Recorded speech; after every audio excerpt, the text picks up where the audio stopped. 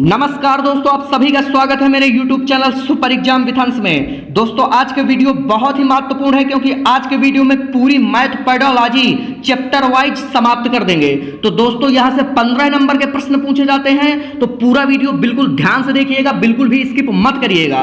और इनके पिछले वीडियो में मैंने हिंदी पेडोलॉजी और संस्कृत पेडोलॉजी ट्रिक्स ये दोनों वीडियो अपलोड कर दी हैं। अगर आपने अभी तक नहीं देखा तो मैंने डिस्क्रिप्शन में दोनों की लिंक ऐड कर दी है, आप वहां जाके इन दोनों वीडियो को जरूर देखें क्योंकि ये आपके सीटेट में, यूपी टेट और एमपी टेट में बहुत ही महत्वपूर्ण और बहुत ही उपयोगी हैं। तो आइए दोस्तों शुरू करते हैं। शुरू करने से पहले जो मेरे चैनल में नए आए हैं वो मेरे चैनल को सब्सक्राइब करें और अगर वीडियो अच्छा लगे तो लाइक करें और बेल आइकन को प्रेस करना बिल्कुल मत भूलें जिससे मेरी वीडियो आप तक पहुंचती रहे। तो आइए शुरू करते हैं। गणित की प्रकृति। दोस्तों यहां से सीटेट में डायरेक्ट एक या दो प्रश्न उठा के रख दिए जाते हैं, तो ये 4-5 पॉइंट याद कर लीजिए तो आपके 1-2 प्रश्न यहीं से पक्के हो जाएंगे। देखते हैं गणित की प्रकृति कैसी होती है। तो गणित की प्रकृति सरल एवं अन्य विद्यालय पाठ्यक्रम की अपेक्षा सुदृढ़ होती है। यानी गणित की प्रकृति प्रश्न जब देगा तो आंसर में क्या लिखेगा कि गणित की प्रकृति कैसी होती है, कठिन होती है, तो उसको बिल्कुल भी नहीं लगाना। गणित की प्रकृति सरल एवं अन्य विद्यालय पाठ्यक्रम की अपेक्षा सुदृढ़ होती है। दूसरा पॉइंट तार्किक होती है, याद रखिए तार्किक होती है, अधिक स्पष्ट व क्रमबद्ध होती है। ये 4-5 पॉइंट बिल्कुल याद कर लीजिए कि गणित की प्रकृति सरल एवं अन्य विद्यालय पाठ्यक्रम की अपेक्षा सुदृढ़ होती है, तार्किक होती है, अधिक स्पष्ट होती है व क्रमबद्ध होती है।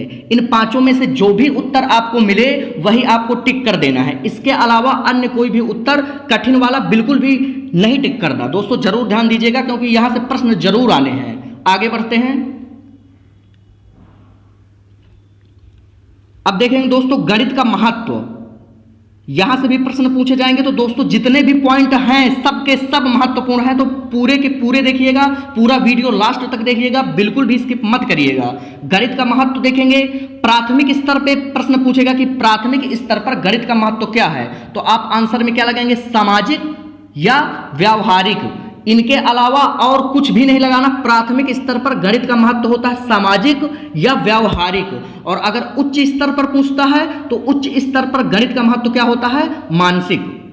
दोस्तों बिल्कुल अच्छे से याद कर लीजिए, डायरेक्ट ये प्रश्न आपके सीटेट में पूछे जाएंगे। प्राथमिक स्तर पर सामाजिक या व्यावहारिक, उच्च स्तर पर मानसिक। आगे बढ़ते हैं।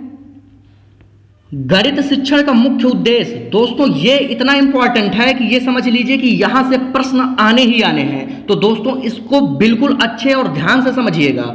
अगर पूछे गणित शिक्षण का मुख्य उद्देश्य, सिर्फ पूछे कि मुख्य उद्देश्य क्या होता है, तो आप आंसर में क्या ढूंढेंगे, एनसीएफ 2005 के अनुसार छात्र एवं छात्राओं की सोच का गणितीयकरण करना ही विद्यालय पाठ्यक्रम में गणित शिक्षण का मुख्य उद्देश्य है। यानी छात्र एवं छात्राओं की सोच का गणितीयकरण करना, ये जरूर याद कर लेना है, छात्र एवं छात्राओं की सोच का गणितीयकरण करना ही विद्यालय पाठ्यक्रम में गणित शिक्षण का मुख्य उद्देश्य है। अगर पूछे गणित शिक्षण का मुख्य उद्देश्य तब आपको ये टिक करना है, ठीक है। अब आगे देखते हैं। अगर आपसे पूछता है कि गणित शिक्षण का मुख्य उद्देश्य प्राथमिक स्तर या संकीर्ण स्तर, दोनों दोस्तों एक ही हैं तो इनमें कंफ्यूज नहीं होना, प्राथमिक स्तर और संकीर्ण स्तर। अगर पूछे गणित शिक्षण का मुख्य उद्देश्य प्राथमिक स्तर और संकीर्ण स्तर में क्या है, तो आपको क्या उत्तर ढूंढने हैं, संख्या संबंधी कौशल का विकास। यानी प्राथमिक स्तर में गणित शिक्षण का मुख्य उद्देश्य संख्या संबंधी कौशल का विकास करना, माप तौल की इकाइयों को विकसित करना। और तीसरा पॉइंट गणितीय संक्रिया प्लस माइनस गुणा भाग यानी जोड़ घटाव गुणा भाग का विकास।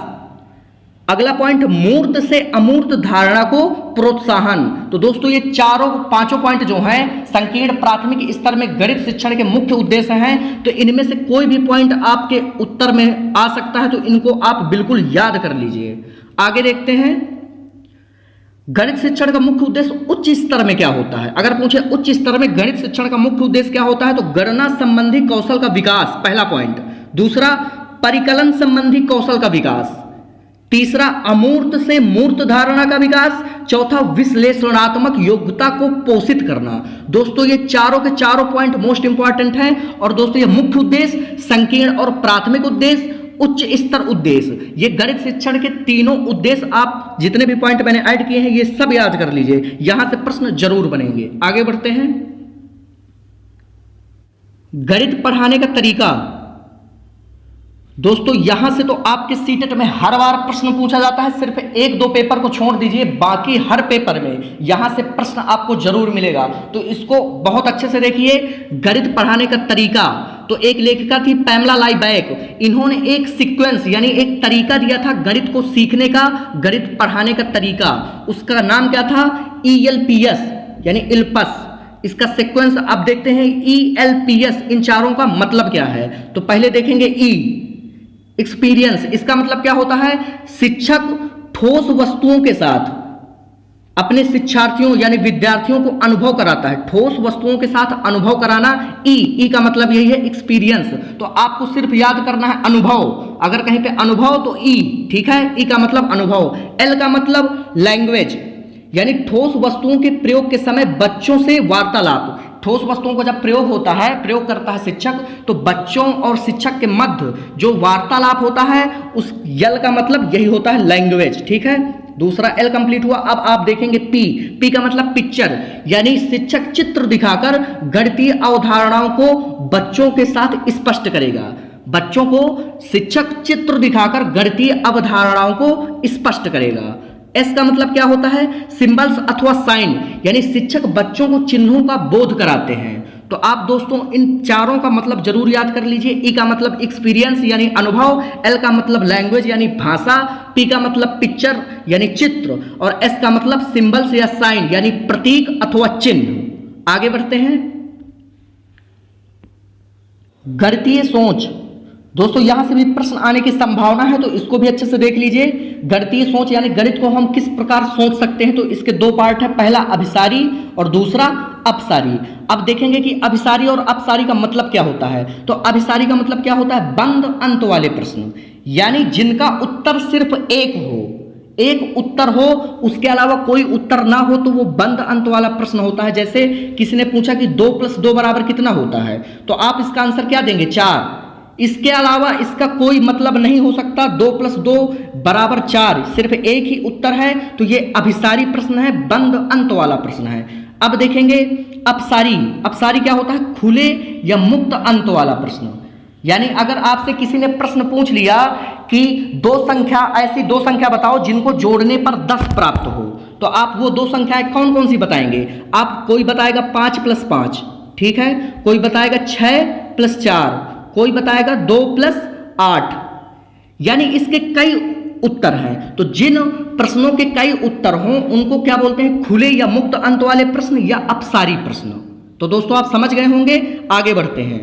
और दोस्तों अगर आपको वीडियो अच्छा लग रहा हो तो लाइक कमेंट करें और चैनल को सब्सक्राइब जरूर कर लें, जिससे वीडियो आपको मिलती रहे। क्योंकि इसके बाद पर्यावरण और CDP दोनों की पैथोलॉजी आएगी, तो उसका वीडियो आपके पास पहुंच जाए, आप चैनल को सब्सक्राइब कर लें। आगे देखते हैं गणित की भाषा। यह भी दोस्तों मोस्ट इंपॉर्टेंट है, यहां से भी प्रश्न पूछा जाता है गणित की भाषा। अब देखते हैं गणित की भाषा के पॉइंट। गणित स्वतः एक भाषा है जो विभिन्न चिन्हों व नियमों से होकर चलती है। तो दोस्तों गणित की स्वतः यानी खुद की एक भाषा होती है जो विभिन्न चिन्ह यानी प्लस माइनस ये जो सिंबल होते हैं और नियम जो सूत्र होते हैं, रूल होते हैं, उनसे होकर चलती है।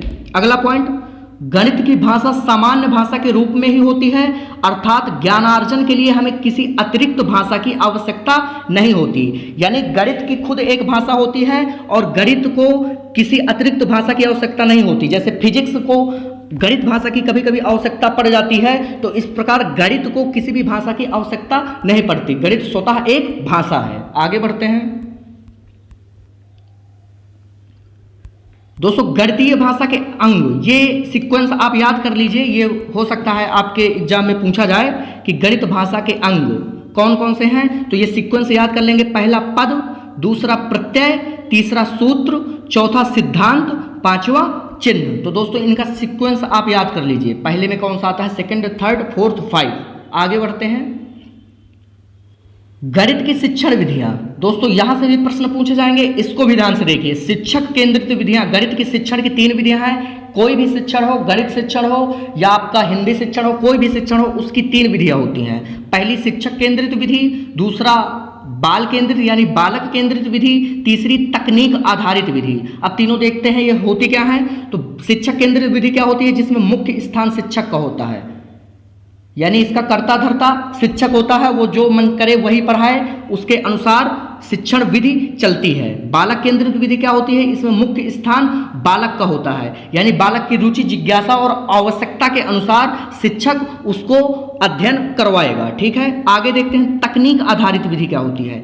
इस विधि में कंप्यूटर और विद्यार्थी दोनों के मध्य शिक्षण होता है, यानी कंप्यूटर और विद्यार्थी दोनों के मध्य अंतःक्रिया होती है और शिक्षण होता है। उसी को हम क्या बोलते हैं? तकनीकी यानी तकनीक आधारित विधि। आगे बढ़ते हैं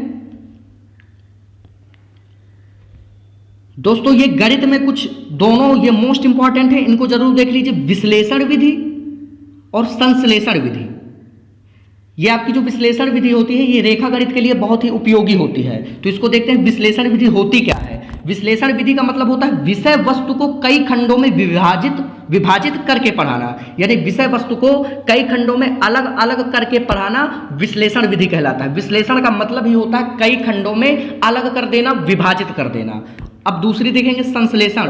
संश्लेषण का मतलब होता है जोड़ना, यानी अलग अलग खंडों में विभाजित विषय वस्तु को एक साथ जोड़कर पढ़ाना संश्लेषण विधि के अंतर्गत आता है। तो दोस्तों, अगर आपको वीडियो अच्छा लगा हो तो चैनल सब्सक्राइब जरूर करें, और हिंदी शिक्षण, संस्कृत शिक्षण ट्रिक्स अगर आपने ये वीडियो नहीं देखे तो इन वीडियो को जरूर देखें। और अगले वीडियो में मैं आपको पर्यावरण पेडोलॉजी और सीडीपी पेडोलॉजी पूरा का पूरा कवर करेंगे। तो दोस्तों, चैनल को सब्सक्राइब जरूर कर लें जिससे मेरी वीडियो आप तक पहुंचती रहे। धन्यवाद।